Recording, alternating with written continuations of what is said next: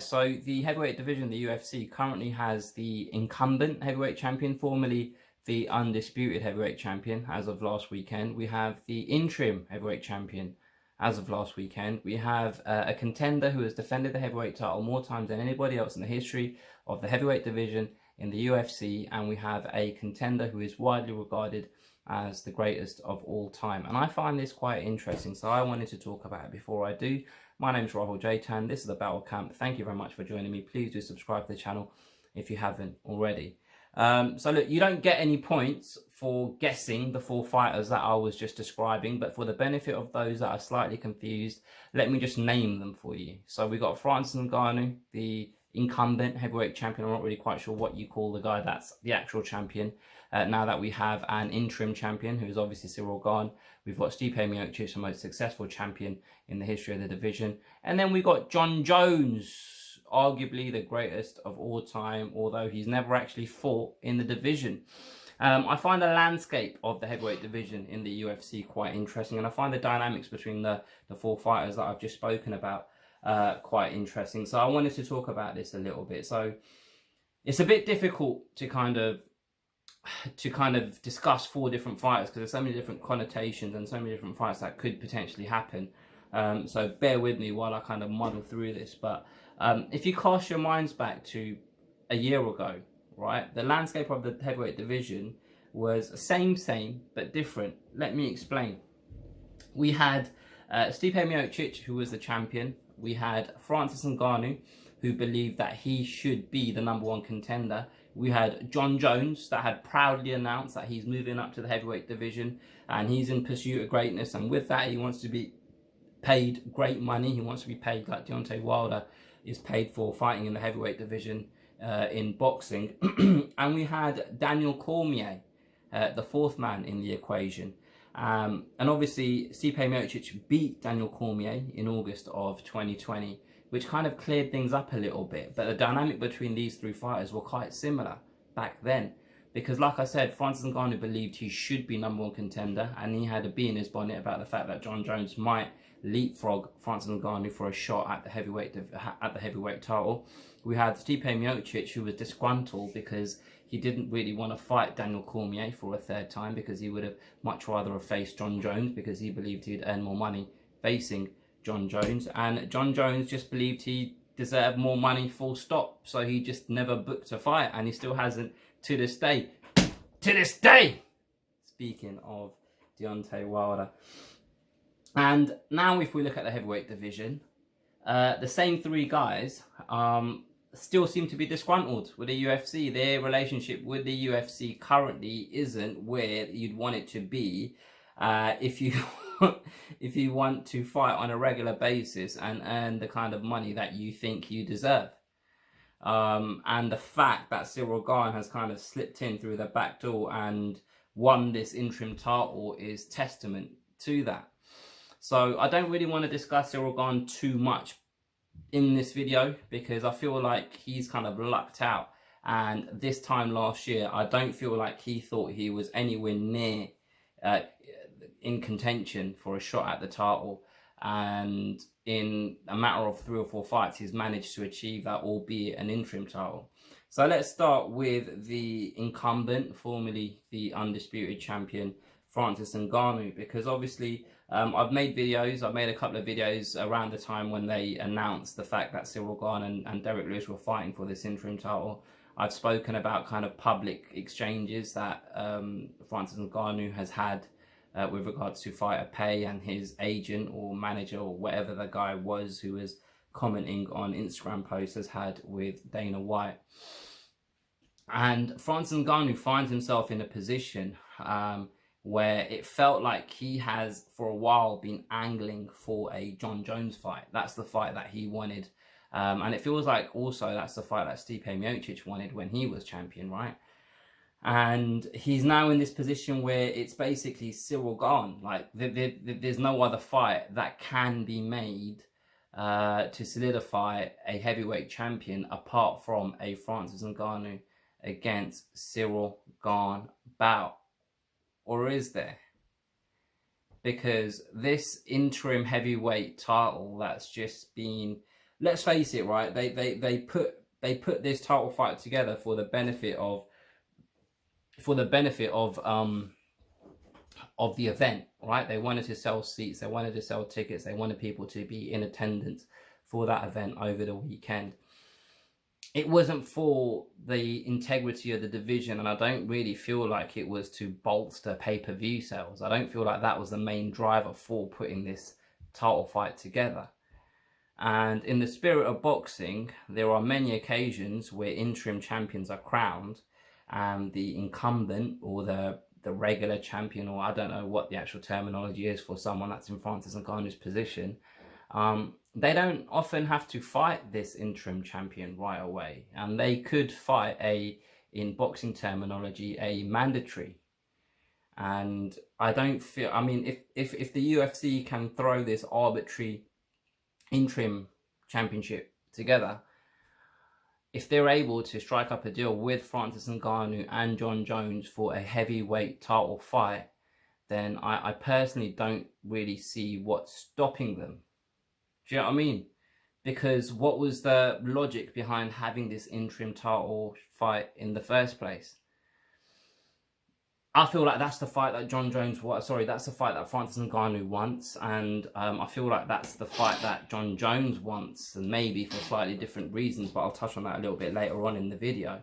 Dana White was there kind of trying to sell us all a dream about how, oh, what a great story, these guys used to train together, and Francis Ngannou left that camp, and he became the heavyweight champion after moving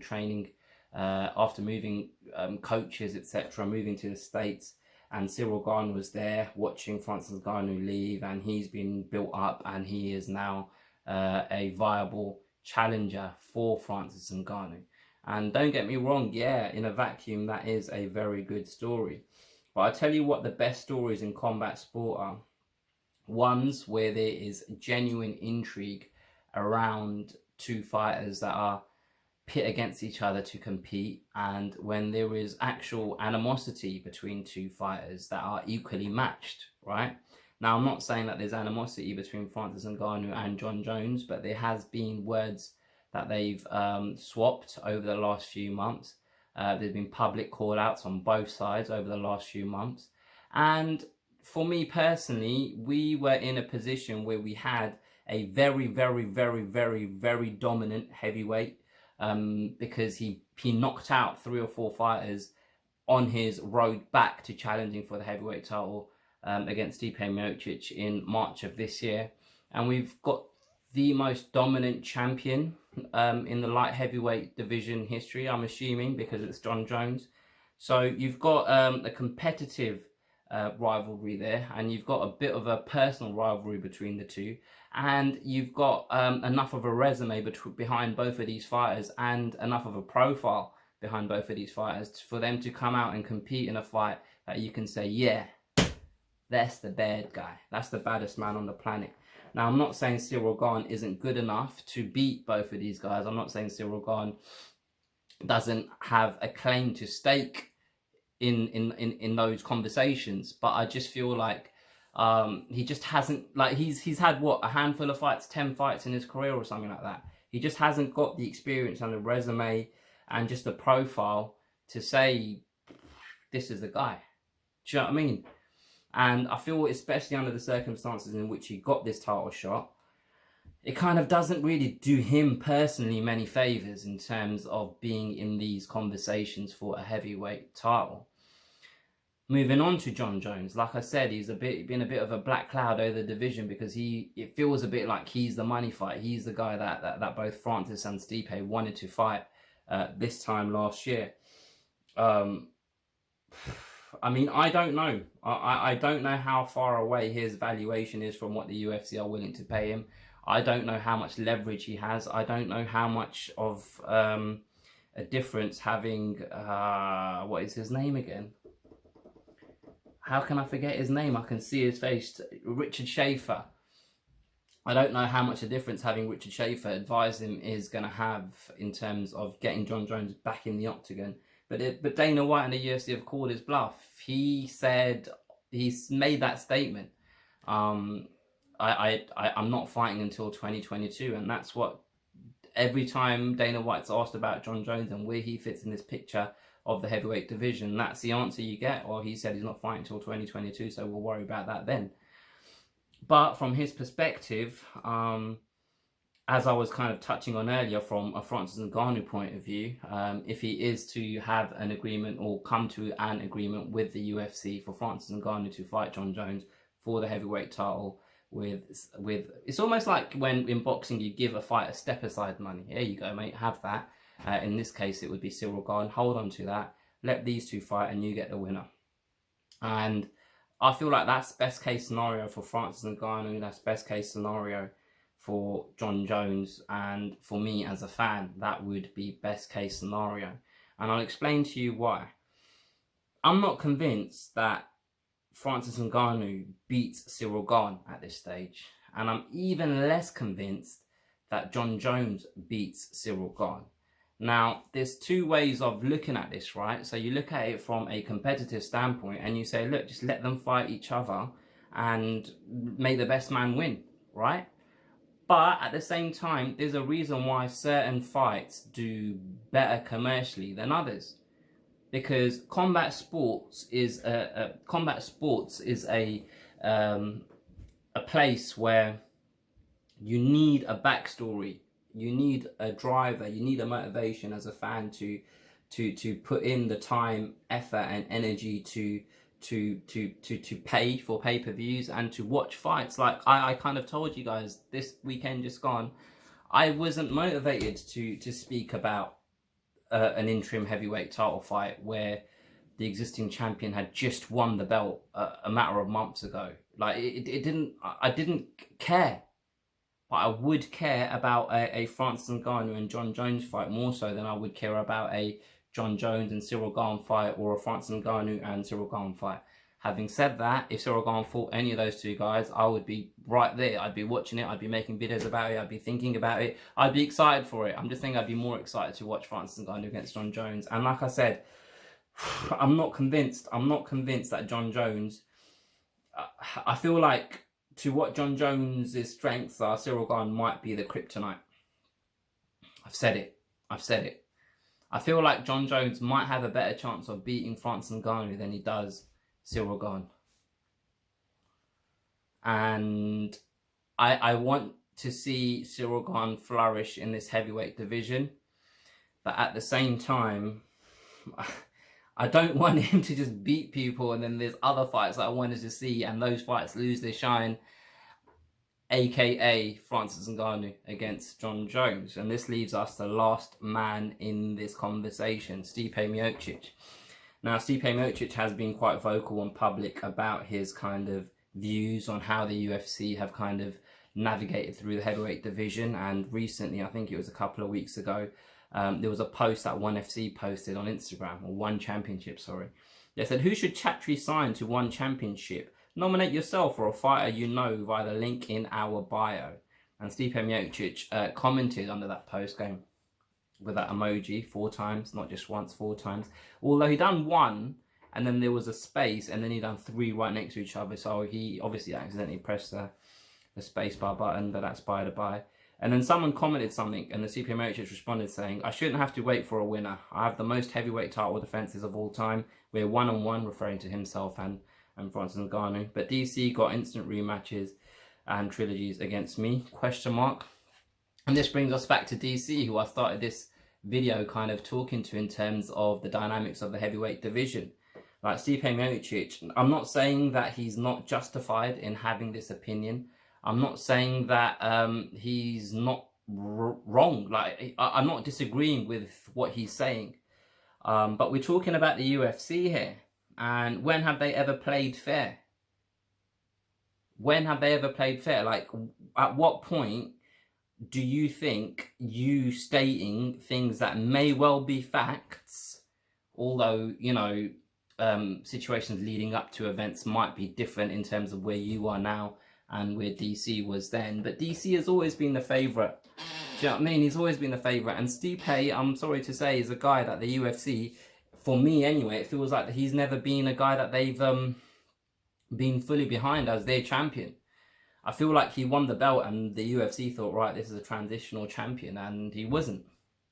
You know, he just never went away. And I don't feel like, again, it always boils down to leverage when it comes to these fighters negotiating or trying to get a better deal against the UFC. And I don't feel like what he's doing currently gives him any leverage.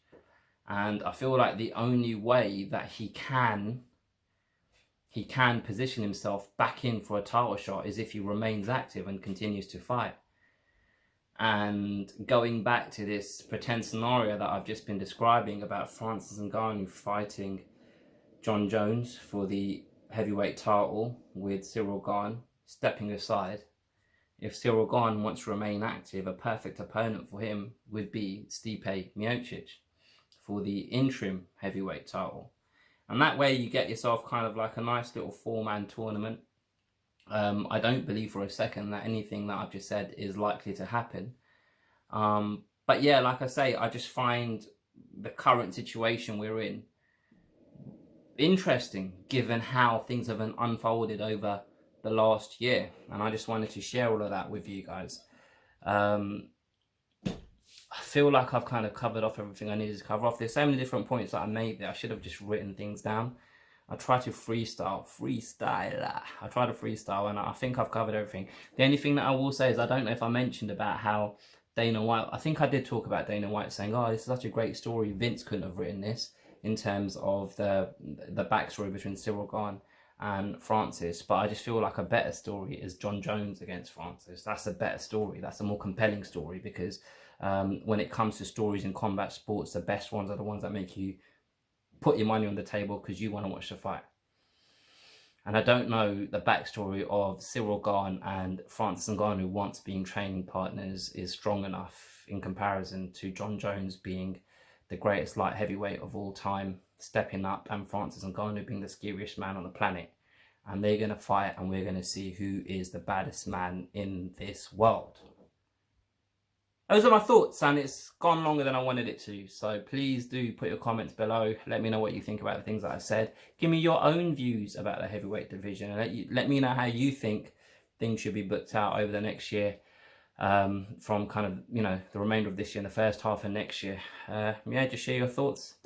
If you haven't already, subscribe to the channel, like this video, share it with a friend. I think that's it. I'll catch you guys next time.